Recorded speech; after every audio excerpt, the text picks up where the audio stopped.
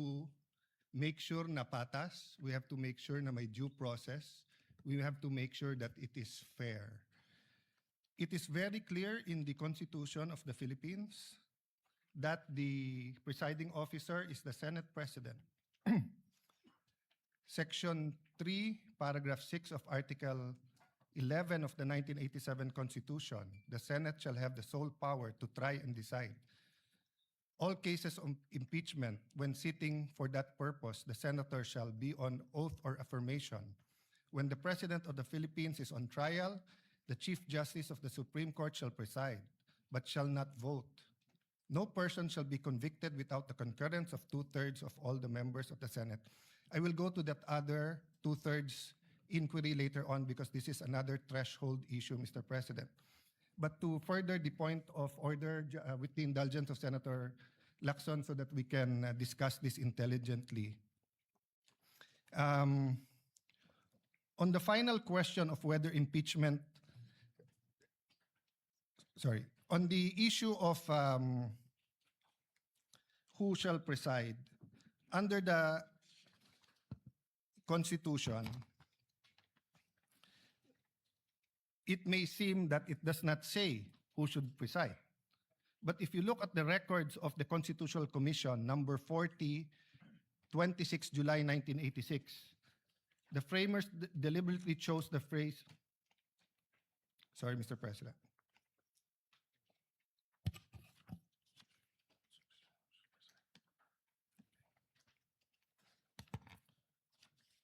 I am referring to Section 6, Article 11, and then Constitutional Commission number 41, 27 July 1986. The presiding officer, Mr. Treñas, Commissioner Davide is recognized. Thank you, Mr. Presiding Officer. I have some proposed amendments on Section 3, subparagraph 5. The presiding officer, Mr. Treñas, the gentleman may proceed. Mr. Davide, who later became Chief Justice, this is without prejudice to whatever amendments may be accepted by the committee when the Aquino amendments will be taken up. It would consist in adding a new sentence on line 20 before the phrase "no person shall be convicted," inserted the following: all other cases, the President of the Senate shall preside. The presiding officer, what does the committee say? Mr. Munsod, is it not understood that when the President of the Philippines is on trial, it is only time when the Chief Justice of the Supreme Court will preside? It is necessary to say that the Senate President shall decide during all the time.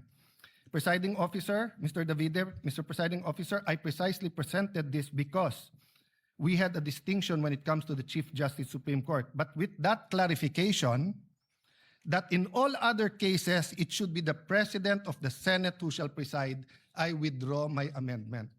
So it is but elementary, Mr. President, in statutory, especially construction of the Constitution, that the spirit as well as the letter is followed. The spirit of the Constitution is that it is the Senate President who will preside. This is not an ordinary statement, dictum, or it was not a capricious statement in the discussion, precisely because the Senate President is elected by the majority. As an example, when Senator Pimentel did not like the vote and did not vote with the majority, he offered to resign. So the point, Mr. President, is this. Number one, institutional integrity. We need to protect the legitimacy of these proceedings. Even with the substitute presiding officer acts fairly, a conviction or acquittal reached under constitutionally defective process would invite judicial challenge and cast doubt on the validity of the entire trial. Do we want to go 30 weeks? If we follow the number of days submitted in the pre-trial, 62 and 30, and 3 days every week, so 30 weeks yon. Then after the 30 weeks, we'll end up in the Supreme Court kasi kune-question natin kung tama ba kung sinong nag-preside. Why is it important? Why can't any of the 24 preside? Remember, under our very rules, hindi ko nababasahin para mas umikli. In our very rules, the presiding officer can decide on the spot, or he can throw it to the body, or he can call a caucus or whatever you call it to be able to decide. And we experienced that during the Corona trial, and that's one reason why everyone acclaims the late Senate President Enrile, not only because of how he carried it himself, but how the consensus and how he carried it with the minority. Secondly, jurisdiction and regularity.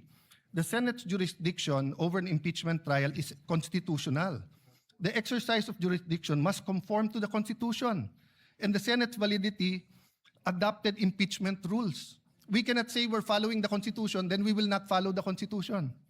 If the Constitution and its framers prescribe who shall preside, who are we to change the Constitution here today? We cannot enlarge or diminish the Constitution arrangement through internal rules or through ad hoc resolution. Lastly, due process. Kailangan malinaw po sa lahat ng partido, both to the prosecution and the defense, kung ano yung korte, kung ano ang two-thirds, kung ano ang charges, kung sino magpre-preside. So kung now during the first day we're going to change who's going to preside and it's against the Constitution, what more changes are we going to do in the next few days? Ano ang limit ng pwede natin palitan sa Constitution at hindi? The authority must come from the Constitution or the governing law, not from the vote of a tribunal. A litigant is entitled to have the case heard by the decision maker, designation by law. The law cannot say that ang mag-hear kay Senator Marcoleta ay Sandigan Bayan, tapos sa Court of Appeals natin siya dadalhin. Hindi pwedeng sabihin sa RTC dapat i-hearing si Juan de la Cruz, tapos sa Sandigan Bayan natin dadalhin. Hindi pwedeng sabihin tatlo sila sa CA, pero in this case, nagbotohan kami, isa lang kaming mag-hearing. Proceedings before a judge or hearing officer who lacks the legal authority are invalid regardless of fairness of the proceedings. A judgment rendered by court without jurisdiction is null and void and may be attacked anytime. It creates no right and produces no effect. It remains basic fact that in law, the choice of the proper forum is crucial, as the decision of a court or tribunal without jurisdiction is a total nullity. A void judgment for want of jurisdiction is no judgment at all. All performed pursuant to it and claims emanating from it have no legal effect. Tan versus Cinco, GR number 213054, June 15, 2016. Penned by Justice Perlas Benabe, First Division. The constitutional authority, Mr. President, is very clear. Now, let's put that aside for a moment. But we're not allowed to do that. But for a moment, let's put that aside, that the Constitution is not clear and does not tell us what to do. The rules of the Senate says that any amendment should be presented a day before. And that's why the then minority, when I was Senate President, walked out, because your contention was, when we gave it to the Committee on Rules, kahit mahigit isang araw na at binabalik ng rules, we did not follow the rules. So on the rump session or alleged rump session on June 3, first of all, you did not have a quorum of 13. But let's assume for the sake of argument, I'm not giving you that point. As far as I'm concerned, it's in the Supreme Court, walang quorum on 12. Assuming may quorum on 12, you did not follow the rules. There was not a one-day notice for the rules. And then if you look at the records, this impeachment court adopted the rules on May 18. So that means that it is this impeachment court that now has to adopt any amendment to the rules. We did not debate that amendment to the rule. We cannot now just change the rules. We're here for the opening statements. We're here for the trial. Are we here to change the rules? We're changing the rules here today, Mr. President. So, Mr. President, later on I'll ask permission to talk about yung two-thirds, because both the issue of the presiding officer and the issue of what constitutes two-thirds of all members is a threshold issue. Para maintindihan lang po ng lahat, lalo po sa mga kababayan natin na nanonood, Merriam-Webster, simple definition, a threshold issue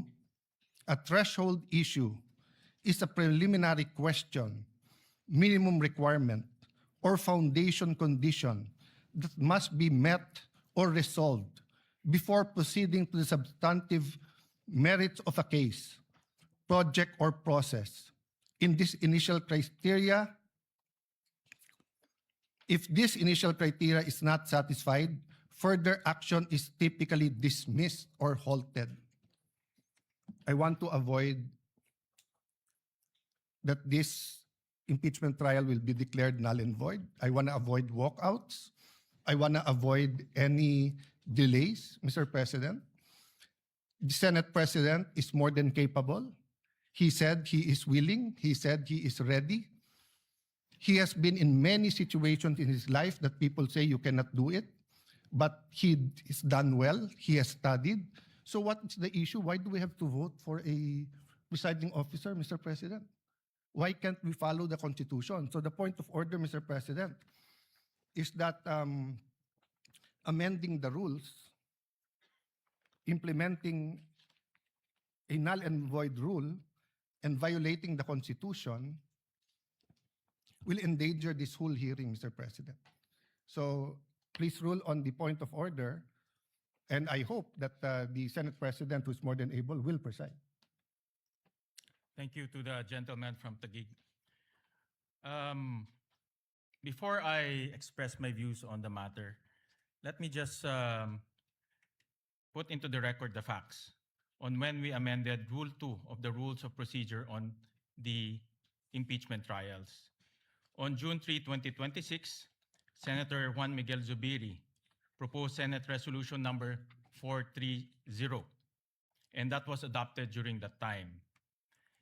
And then, on the same day, the same resolution was adopted and renumbered to Resolution number 40. It was published on June 9, 2026 in the Philippine Daily Inquirer as well as Malaya.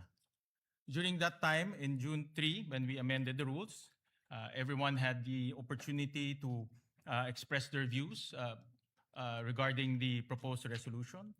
And since no one objected, we adopted Resolution number 430 and renumbered it to Resolution number 40. That is anchored on our Constitution, Article 6, Section 3, Paragraph 8 of the Constitution, that the Congress shall promulgate its rules on impeachment to effectively carry out the purpose of this section. So my view to the Mr. good President, gentleman, Mr. to the President, good if- gentleman, from, yeah, let me just finish, okay. sir. My view is this resolution has been duly approved, and everyone was given an opportunity to discuss that, to object. However, it was no one objected to that resolution, and it was duly approved by the body. So any discussion regarding this resolution should be discussed in plenary when the Senate convenes as a legislative body. In the past precedents, during the ERAP impeachment, November 15, 2020, the body as well approved the rules of impeachment in plenary. During the Corona impeachment, March 23, 2011, once again, resolution number 39 was adopted in plenary. So any issues pertaining to this resolution should be discussed in plenary when the Senate convenes as a legislative body. So that is the position of the chair and the view of the chair on this matter. Sir President, first, may I dispute that you used the word fact. It is not a fact that the rules were changed because it is being disputed that first, there was no quorum at that day. Second, if we are going to amend the rules of impeachment for the impeachment trial in plenary under the rules of the Senate, Section 136, second paragraph says, the rules may be amended by means of a motion that should be presented at least one day before its consideration. It was not presented on June 2. So we did not follow our rules. So a rule that was passed that did not follow our rules, or amendment that was passed that did not follow our rules, is void. You cannot get anything out of it. It is a nullity. So if today we pass a change in our rules and we do not follow our own rules in changing that rules, we cannot follow that rules. Secondly, Mr. President, the impeachment court already adopted our rules. Iba po ang plenary, tama po kayo doon, I agree with you there. Iba po yung impeachment court. So is the impeachment court now hostage or subject to whatever changes the legislative body does, and we will not adopt? Then why did we adopt the rules when we took our oath? We adopted it because the impeachment court is not powerless to talk about our rules. But finally, Mr. President, for the sake of argument, just for the sake of argument, wag na natin tignan yung mga amendments. It's against the Constitution. So can the impeachment court disobey the Constitution? If the Constitution says the presiding officer should be the Senate President, can we now say na no, pagbotohan natin kung sino? Because if we say that we can, what next? Will we add to the articles of impeachment? Will we lower the bar of the quantum of evidence needed? Will we say that baliwala na yung pre-trial brief at bahala na si Batman? So, Mr. President, I thought that's why we have the rules. Because when we have the rules, it dictates fair play. And the rule says it is the Senate President who will preside. So if now we're not going to follow the rules, anong pinag-uusapan natin patas? Anong pinag-uusapan natin due process? Anong pinag-uusapan natin na fairness? It is who we chose as Senate President is a political. So we made our case doon na we would have a more fair. You made your case, you got the majority. Now you got the majority, we will give you all the support, Mr. President. But we have to follow the Constitution. We cannot have a trial where we do not follow the Constitution, Mr. President. I think pinaka-basic po yun. Saan sa Constitution po nakalagay, Mr. President, that ang nakalagay dito po, only in case the President. Let me give you a hypothetical. God forbid, God forbid. God forbid may mangyari sa Pangulong Marcos. Maging Pangulo ngayon po, si Sara Duterte. My view is tuloy yung impeachment. Pero, ang magpre-preside na yung Chief Justice. O pwede ba tayo magbotohan na wag yung Chief Justice ang wag yung Chief Justice ang mag-preside? So how is it possible that today we're starting out on the wrong foot by arguing who will preside when the Constitution already settled it, Mr. President? So I appeal to my colleagues. There are a lot of accommodations, there are a lot of things, may bigayan talaga dito. May botohan, may caucus, may in-camera discussions. Pero pagdating kung sino magpre-preside na malinaw sa konstitusyon, wag na natin pag-awayan yon. The prosecution is here. I think they're ready. The defense is here. I think they're ready. Let's give the Filipino people, a fair trial. Hindi po fair kung pipiliin natin kung sino ang kahit sinong magaling, kahit ako piliin nyo. Hindi ko po tatanggapin yon kasi mali po yon. Hindi po yun ang nakalagay sa Constitution natin. Very, very clear po sa records ng Constitutional Commission. Walang makaka-amend doon. We are not given any latitude on this matter, Mr. President. I appeal to you, Mr. President. This is your Senate presidency. Thank you. Thank you for that, those views to the good gentleman from Taguig. Kanina po, nabanggit ko ho na in my manifestation as the Senate President, that resolution number 39 or the rules of procedure on impeachment trial as amended shall continue to apply. So in other words po, rin-recognize ho nitong impeachment court yung amendments na ginawa ho natin noong June 3. At kagaya ho ng nasabi ko kanina, the humble view of this presiding officer is if there are any discussion on resolution number 43 as adopted as resolution number 40, it should be done in plenary.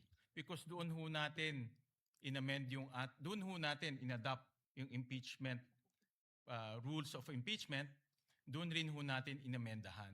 At nabigyan naman po ng oportunidad ang bawat isa para magkomento, magbigay ng pahayag, magbigay ho ng kanilang legal opinion. Pero at that time, wala naman po ang nag-object at inadapt po ng Senado in a legislative body. So the position of the chair, if there are any comments, any legal opinions, any issues, it should be done through the legislative body of the Senate.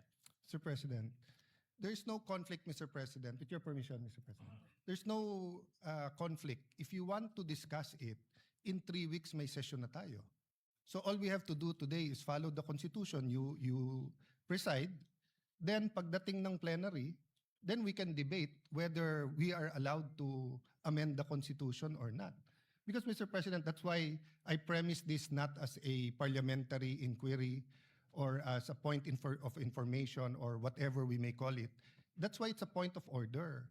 A higher point of order than the point of order in the rules is a point of order in the Constitution.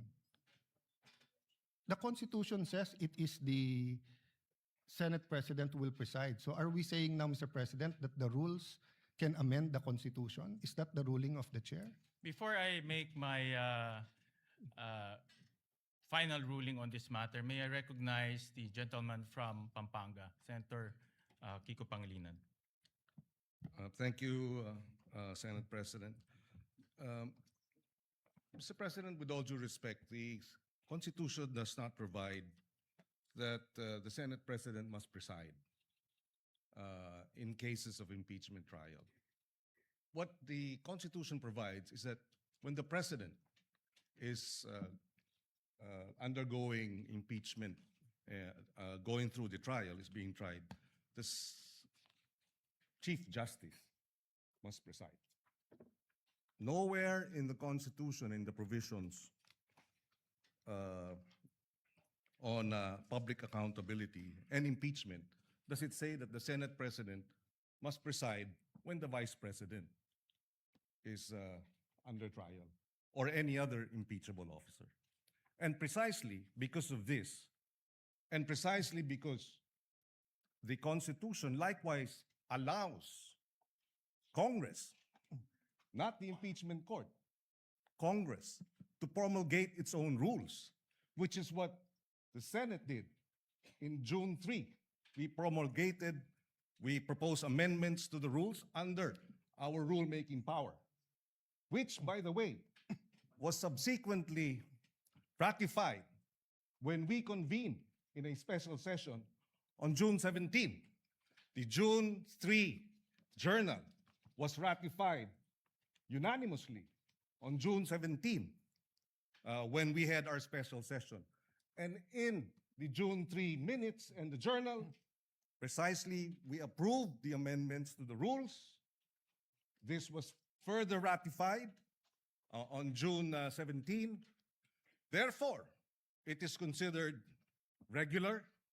The presumption of regularity now comes into force. But having said that, Mr. President, the good gentleman from Taguig has brought this matter before the Supreme Court. And we agree with the point earlier raised by the Senate President. This matter should be either discussed in the Senate in plenary as a legislative body, or if he has questions which may in fact turn out to be valid, he has brought this matter before the Supreme Court. And therefore, this impeachment court is not the venue for this debate, Mr. President. If there is anyone who is out of order, with due respect, I think the proper process is the matter is pending before the Supreme Court. There is no temporary restraining order. There was a request for a status quo ante order. It was not granted. And therefore, the presumption of regularity behooves us as an impeachment court to proceed. And finally, Mr. President, allow me to reiterate, the point of order is improper. In fact, the debate on this matter here in the impeachment court is out of order, Mr. President. Mr. For the record. President. So, Sir President, so before you decide, Mr. President, the chair has already Mr. ruled. President, before you rule, The chair Senator has Pilla already wants ruled. to to ask for the floor. Just And, 2 minutes. and may I respond to May I- Senator Well, Pangilinan? allow the gentleman from Taguig to rebut for 2 minutes, and then we will make the final Yes. ruling. Before I rebut, I'm from Ateneo Law School. And what they taught us there is that you look at the records of the Constitutional Commission. And then, pag klaro, klaro. But let's call someone from UP Law to see whether they were taught the same thing. Senator Pia, may I ask that Senator Pia be We recognized recognize the before I get my gentlelady 2 from minutes? Taguig, Senator Pia Cayetano. Thank you, Mr. President. It's not an Ateneo UP issue, but always happy to stand before our colleagues and share our experience in the UP College of Law. I was prepared to address this to all our members of the bar in the Senate, but since it is Senator Kiko, my schoolmate, my teammate actually in the UP Volleyball Varsity team who stood up, I'll also specifically address it to Senator Kiko. So dear Senator Kiko and our colleagues in the majority, knowing that you have members in the majority that are lawyers, and for those who are not lawyers, you definitely have consultants who are lawyers. Wala naman siguro ni isang senador dito na walang consultant na abogado. Kahit ako abogado, ang dami ko hong staff na abogado din. Why? Because these are legal issues. We need to talk to the experts. Kung pag-uusapan natin ang mental health, physical health ng Vice President, then of course we will not listen to lawyers. We will listen to doctors, di ba? So this is a legal issue. Let's hear what the lawyers have to say. But let me just quote, because I know the Senate President doesn't have time to call on all the lawyers. So if you ask your lawyers in your staff, I'm sure nag-abala sila to look at the constitutional records, to look at the journal. I'm sure. And if they did not, please take your cell phone now and text your staff. What does the constitutional journal, the records of the debate show? Sinabi na po ni Senator Alan Cayetano, you can question him, you can doubt him, ask your staff. May I ask you, dear colleagues, let's do our job well. The same way when you stand up and you tell me to do my job well and you disagree, I disagree with your point of view, I will listen intently to your point of view. And I'm looking at each one of you because this is our solemn duty. What does the Constitution say? Nakalagay doon, the Chief Justice, pag the President. Silent nga po sa iba. So sabi ng iba, at yan ang sinasabi ng Senate President natin na mukhang pwedeng iba. So we looked at what the constitutional framers said. What did they say? Nagdebate na po sila, colleagues. Nagdidebate tayo dito. Pag sinabi ng sponsor, ito na yung paliwanag, yung nag-i-interpolate at nagbibigay ng amendment, sinasabi niya, okay, yung pala paliwanag mo, okay na ako. No need to amend. Yun at yun din ang sinabi. Let's place ourselves in that position. Because that happens to us every day. Every day, somebody stands up and says, ano ibig sabihin nito? And the sponsor will explain. Pag hindi maliwanag, sasabihin nung nag-i-interpolate or nag-a-amend, ay papa-amend ko kasi hindi maliwanag or I want to improve it.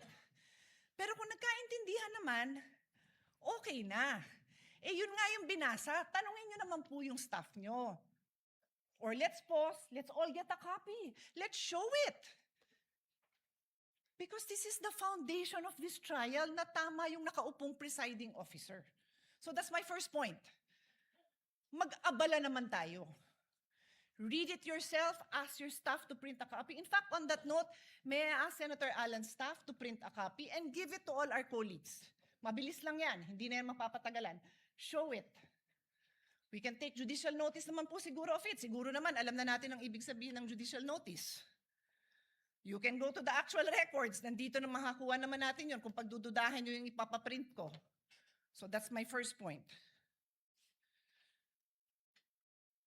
My second point, Mr. President, is addressed to His Honor.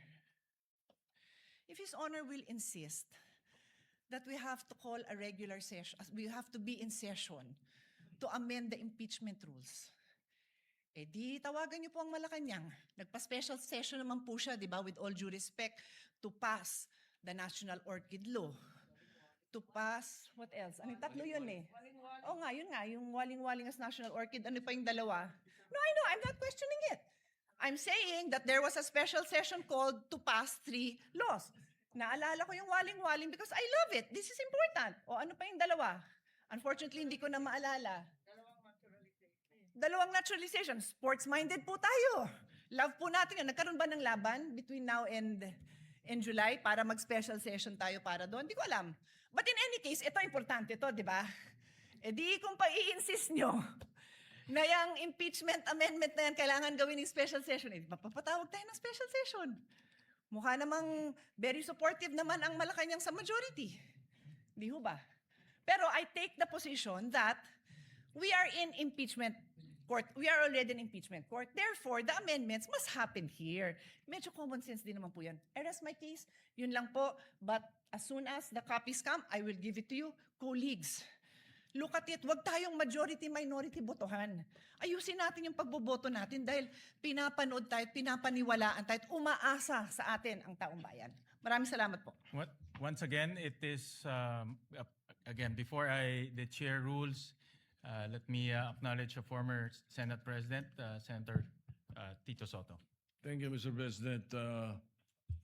Tama-tama yung sinabi ng distinguished lady from Taguig. Tanungin daw yung mga legal staff. Binigay nga sa akin ng legal staff ko, eksakto nga ito eh. Article 11, Section 6, page 154. Constitution is silent regarding presiding officer of Senate impeachment. However, the Constitution expressly provides that the Chief Justice will preside if President is on trial. O ngayon, yung mga graduate ng Ateneo, tsaka ng mga UP, ito ngayon yung legal maxim. Expressio unius et exclusio alterius. In other words, the express mention of one thing is the exclusion of another. Palagay ko, naintindihan nyo lahat ganyan. Itong akin, sa publiko yung sa akin. Ang sinasabi ng publiko ngayon, nanonood sa atin, dapat you should not resort in too much technicalities kasi ang public interest ang iniisip nila rito. They want to expedite the proceedings. They want the trial, not rules. They're interested in the trial, not rules. In the interest of justice, sabi nga nila, sometimes rules are not sacrosanct. But itong nangyayari ngayon dito, ang publiko ang importante rito. Where does the Constitution emanate from? From the public. From the people of the Republic. So, desisyonan nyo na to, Mr. President, para matapos na. Sir President, can I have my 2 minutes? Sir President. Once again, let me reiterate the position of the chair. My humble position is that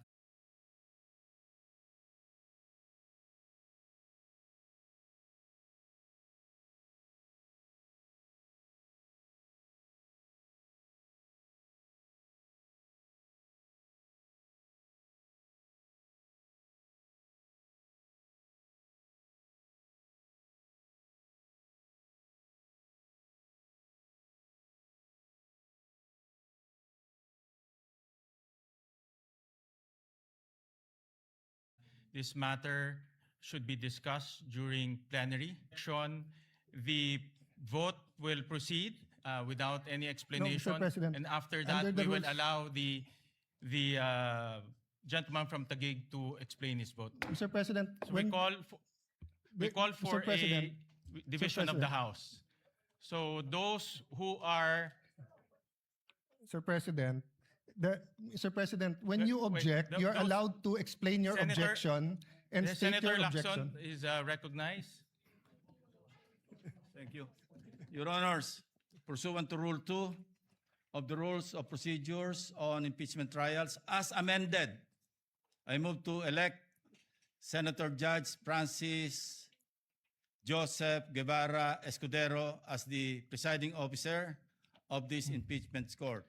Objection, Mr. President, and may I allow to... We proceed Objection, to... Mr. President, I'm allowed to object and I'm allowed to Yes, explain you're my allowed to objection. object. You're allowed to object, but we will No, proceed Mr. with President. the division Mr. of the President, House. point of So order. those who Mr. are, Point of order, those Mr. who are in President. favor of the Sir motion President, of you're Senator allowed to Lacson, explain para please- ma-convince mo nga please yung raise iba. your hand. We will vote by raising of hands. So those who are in favor of the motion of Senator Lacson electing Senator Chis Escudero as the presiding officer, please raise your hand. The clerk of court is directed to count the votes. No, in our rules parliamentary procedure.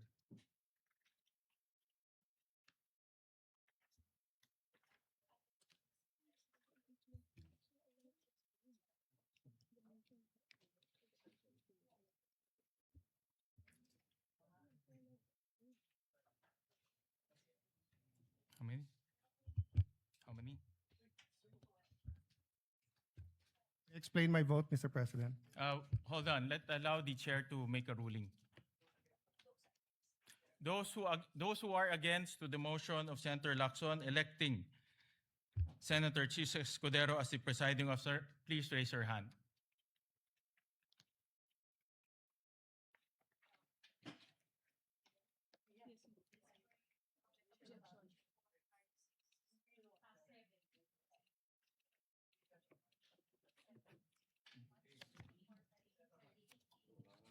Ilan?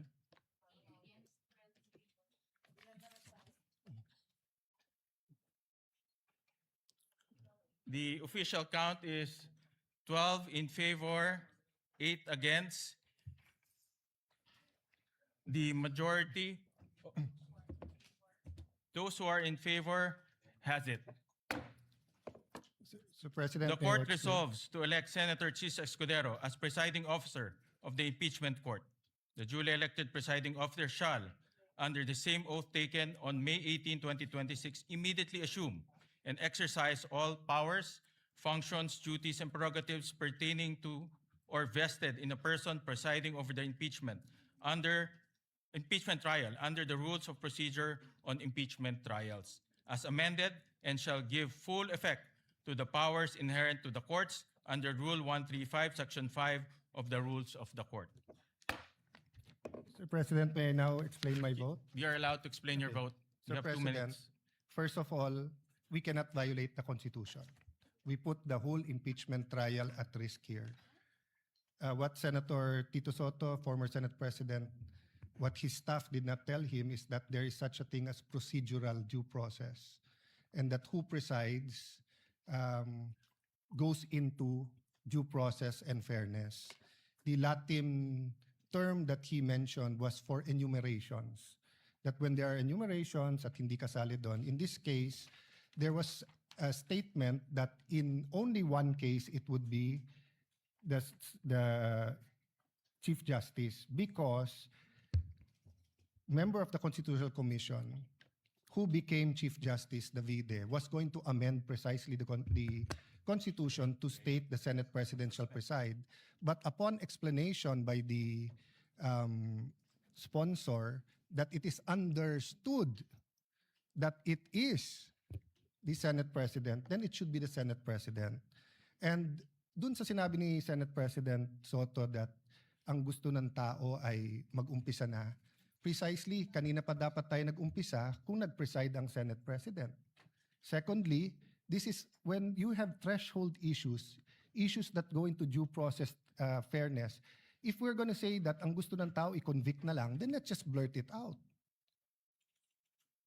Now, if we're going to say we want a fair trial, let's make sure that every aspect of this trial is fair. So that's why, Mr. President, if you read the rules, the presiding officer shall have the power to make an issue by himself or by the Secretary of the Senate all orders, mandates, writs, authorized by these rules of the Senate, and make and enforce such other regulations, orders, premises that the Senate may authorize or provide.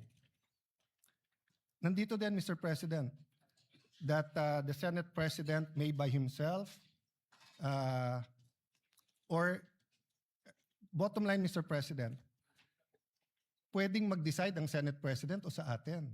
And Mr. President, there are issues that goes into fairness. You know, the AMLA will be a witness here. And I have information that the 20 years AMLA records of Senator Escudero and his credit cards and bank accounts were all opened up in the office of the Senate President, where members of the Blue Ribbon Committee was here. Then we're going to ask him to preside. So there's a problem with, this is my explanation. This is my explanation. This is my explanation. To the gentleman This is from Taguig. factual and this is my explanation.